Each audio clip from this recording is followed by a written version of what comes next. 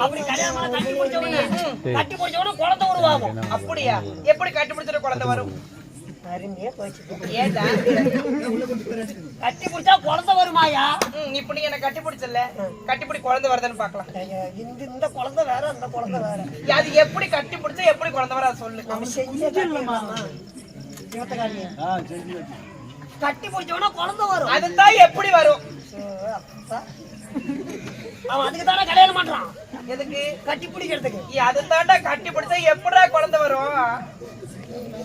சொல்றது வாயில தான் கட்டி பிடிச்சவனா குழந்தை வரும். அதுதான் எப்படி வரும்? அப்பா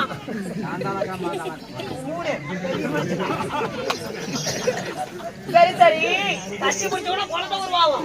குழந்தை உருவானவன மாடி படிக்கு ஏறக்கூடாது. மாடி படி வந்து கீழே வரக்கூடாது. சரி, திடீர்னு நடந்துன்னா குழந்தை குழந்து போயிடும். நான் தாண்டி விட்டு போயிருவேன். என்ன இன்னொரு படுத்து போட்டுறதுக்கா?